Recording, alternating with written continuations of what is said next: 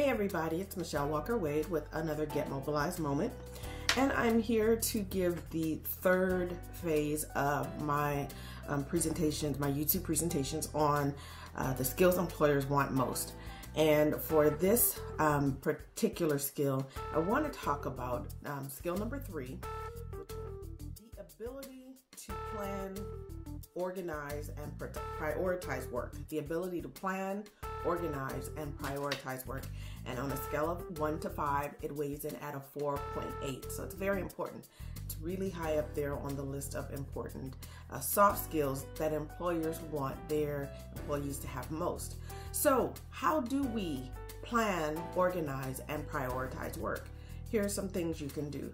Number 1, just off the top, everyone should do this. Anyone who wants to make sure they're accomplishing anything and getting things done needs to have a checklist. A lot of times we try to hold things in our memory, and it really has a way of doing two things. Just trying to hold everything in your memory will either cause you to overemphasize that you have a bigger problem than you really do have, or it will make you ignore the fact that you have something that you need to get done, because then you'll just be distracted by everything that kind of pops up. So number 1, you just need to make a list. Have a checklist, a to-do list of everything that you need to get accomplished in a day or in a week or whatever time frame you want. But definitely you want to be able to identify which ones am I going to do today. Okay, so have a checklist, and you need to update that checklist every day. You shouldn't let a day go by without updating the checklist. You can update it as you go along, you know, in terms of crossing off completed items, okay, or putting a star next to priority items or something like that, or putting a check mark next to items that you kind of just need to watch and monitor because maybe you've started the process and maybe you're waiting on something else and you've got to wait out that time, but then when whatever that thing is happened, you need to be ready to get back onto it. Maybe you put a check mark onto it just to indicate I've started this process, and now for whatever reason I'm in a holding pattern. I'm just waiting. So you may want to just put a checklist next, check mark next to that item. Okay, so you've updated it as you went along for that day. As you're working, you're just crossing off, check marking, putting a star for whichever scenario is appropriate for that particular item. But then at the end of the day, you want to take a good look at that list, and if necessary, sometimes it isn't always necessary, but if necessary, completely redo the list. Copy things over, and if you're doing it on a Word document or something online, it's easy to just eliminate it, but you may want to restart the list. But that all depends. If you don't want to forget what you've done, you know, you kind of want to still remember that you've completed it, leave it as is. But go over the list at the end of the day and make sure you have the proper status for each thing. And maybe you'll find at the end of the day, you need to add some things to that list. And so you'll need to add, you know, maybe 2 or 3 more lines for things that you need to make sure you get done tomorrow.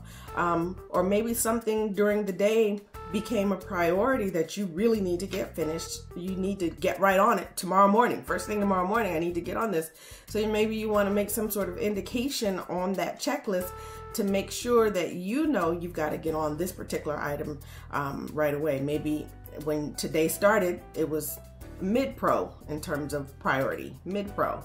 But now something happened during the day and now it is a high pro or a high priority item, and you want to make sure that you indicate on that list by updating the list every day. Okay, so how do you know what is a priority?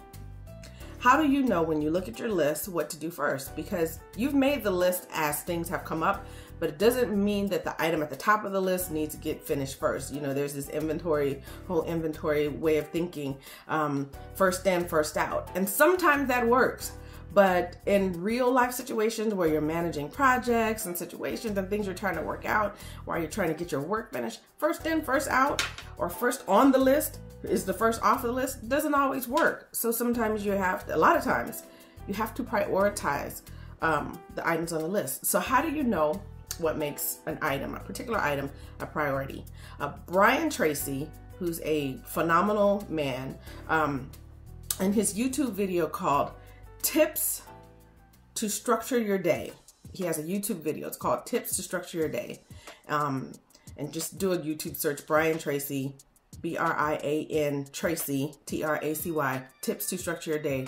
He says when you're prioritizing items, you can either apply what he calls the 80-20 rule or the 90-10 rule. The 80-20 rule just means, for example, if you have 10 items on your list, only 2 of those items may be priority.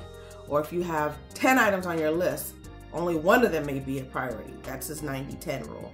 Out of the 10, 9 are not quite the priority and 1 is the priority. Okay, so how do you decide which one you're going to do first? Which is the highest priority?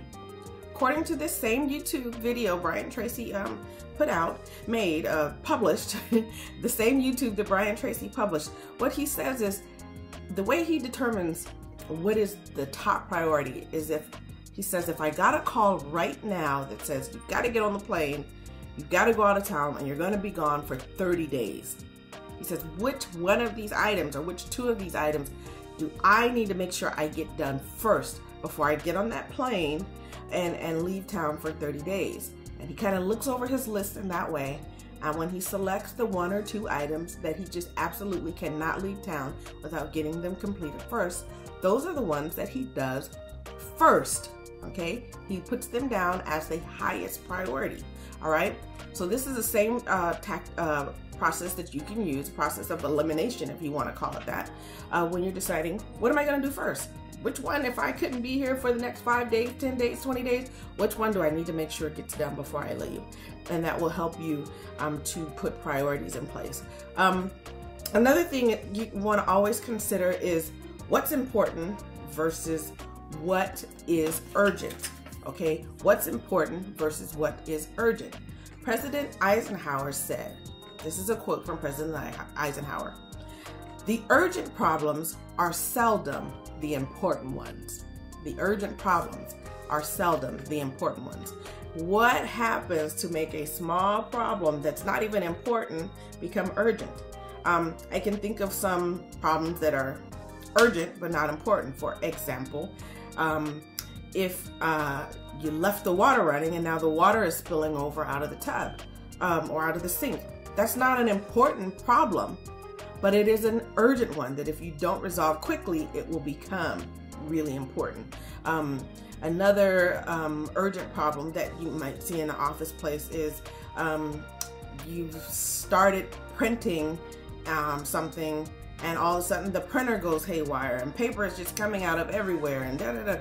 You've got to go and stop that. It's not important. It's not an important problem, but it's definitely an urgent one.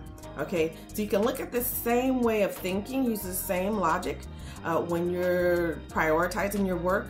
What's important and what's urgent? You know, if you don't tend to urgent things, they will become important. Important as in things that will cost us extra money, or it might cause us to lose something we really need to keep. So you want to deal with those urgent problems quickly, but don't make them a high priority. Just deal with them, deal with the problem, deal with it, and move on. For example, if I'm talking about the sink that's overrunning with water, and I'm in the process of doing something that is time bound, that I've got to finish this by 5 o'clock. I'm going to go over there and stop the water from running all over the place. I may get water up off the ground if it got on the ground, but I'm not going to stop and say, who left the water running, and make a whole 30-minute ordeal off of who left the water running. The urgency of the problem has been handled. Water shut off. We've gotten it off the floor so no one gets hurt and the floor doesn't get ruined. Now, how this happened is something that we can deal with at a later date. So, you know, how did it happen? Who did it? So we can make sure that it doesn't happen again. That's something we can deal with at a later date if we're in the process of dealing with a high priority, another high priority task. We just deal with the urgency and then get back to the high priority item. All right.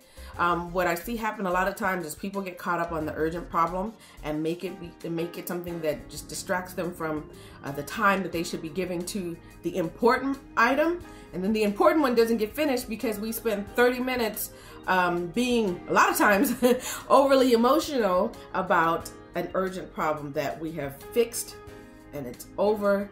And then now we can come up with a strategy to keep that urgent problem from happening again. We can fix that later. We can talk about that tomorrow. Maybe we'll put it on our list of things to do. Talk about what happened with the water to make sure it doesn't happen again. We can talk about that tomorrow, but we don't need to stop working on an important thing to resolve or to talk about something that was urgent, but now it's over. Okay, I hope you understood what I'm saying with this one. Again, employers really want this soft skill. Is very important. The ability to plan, organize, and prioritize work. All right, you have a great day. You go out and get mobilized.